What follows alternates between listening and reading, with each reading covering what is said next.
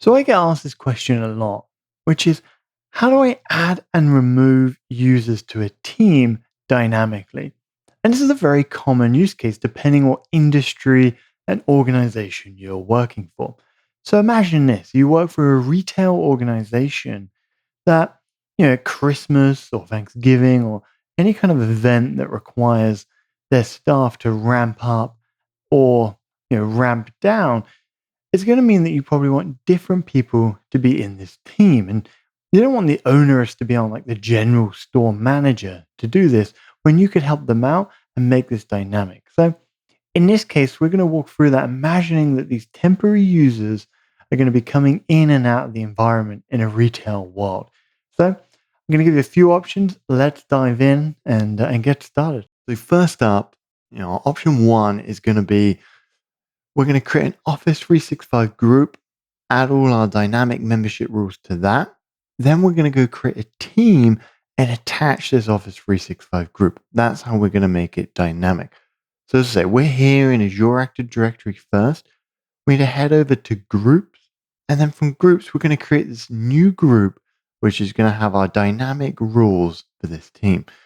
And what we're going to do is change this group type to Microsoft 365. And our use case is going to be US retail. So that's what I'm going to name it. And the rest of it, I'm just going to keep how it is. Apart from this assigned membership type is going to be changed to dynamic user. So we want to make sure that we can create a query which is going to add and remove users to this new Microsoft 365 group. So here we're going to go to dynamic query. And this is where we start configuring that rule, adding in our properties, our values, and all that kind of jazz. So firstly, under property, we're going to want to add the country. So this team is for US retail. So we're going to have this operator go to equals. And then for the value, we're going to put United States.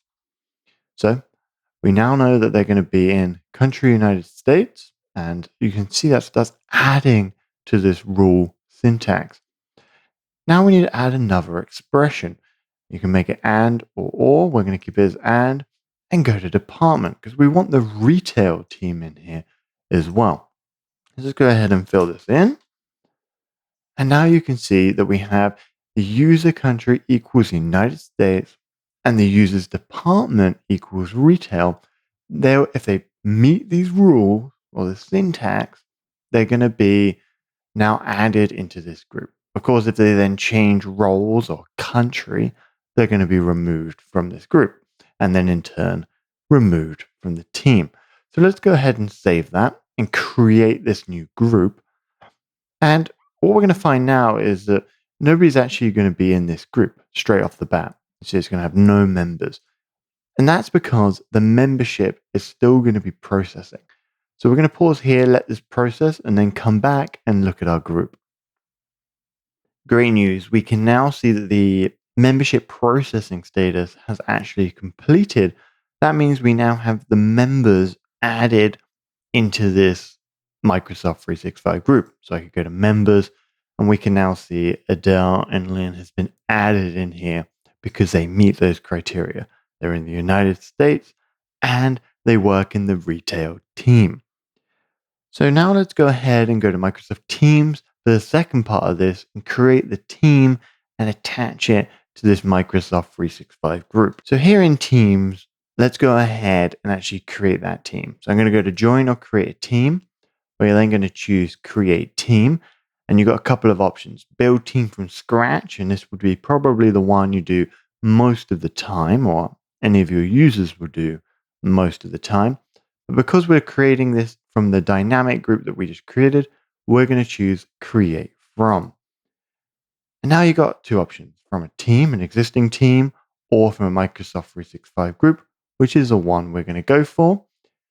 And then you can see here that it already knows that we have a Microsoft 365 group that could fit the bill. So our US retail. And that's exactly the one we want. So we're just going to go ahead and select create. And now this is going to go create a team and attach it to this Microsoft 365 group. And that's important because if you now delete the Microsoft 365 group, it's also going to delete the team, and vice versa. If you delete the team, it's going to delete the Microsoft 365 group.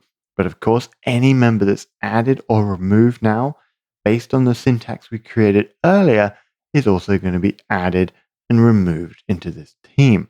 And we can actually see that and the difference between a normal team and this now new dynamic team. So, for example, if we hit the More Options button, you can see I have no ability to add a member. But if I went to Sales and Marketing, you can see I can add a member. And if you went in and went to the Manage Team section, you can also see here, it shows you this team has a membership setting preventing you from adding or removing members. And that's because it's attached to this dynamic Microsoft 365 group. But we can see that it's already added in the users for us that we saw in the group. And that's it. We now have a Microsoft team fully functional, and we have it in a way which we don't have to go manage the team. All right, so now let's look at option 2. And option 2 is basically going to be the opposite of what we just did. We're going to create a Microsoft team, and then we're going to convert that team from a static Microsoft 365 group into a dynamic group. So, first things first, we're here in Teams. We're going to do join or create a team and create a team. This time around, we're not going to do create from. We're going to build it from scratch because we don't have a Microsoft 365 group in the background. And as we learned before, every Microsoft 365 team is attached to a Microsoft 365 group. We're going to choose private because we want to control who and who isn't in this team. We're going to give it the name US Operations. So in this case, in the last demonstration, we showed US Retail. In this case, because the US Retail team is growing, we're going to go ahead and say that our US Operations team is also going to be growing as well. This is going to be interesting. What I'm going to do here is I'm going to add a user that I know isn't part of the US operations team. Just going to add them in, add them as a member.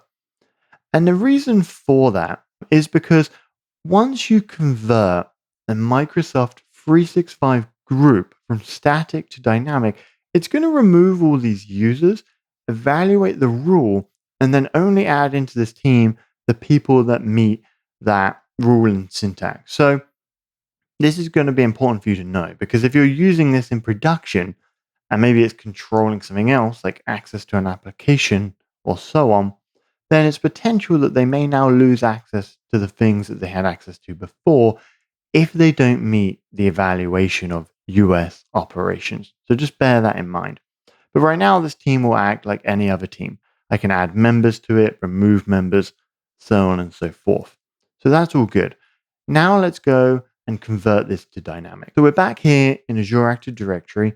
I'm going to go to groups and then find that US operations. And you can see here that it's created that Microsoft 365 group for us, and the membership type is assigned. So it's a static membership right now. So we're going to want to go into the group and we're going to go to properties because we want to change it again from assigned to dynamic. So we're going to go to properties and now we're going to go back to membership type. And we've seen this before. This looks like it did when we created a new group. So we're going to change this to dynamic user. And then we're going to go ahead and add that dynamic query for US, so United States, and for operations team. Great. So we now have our rule, United States operations. Let's go ahead and save that and then save this change, which is going to tell us that we're moving from a static and we're moving to a dynamic rule membership. So we're going to click yes to that.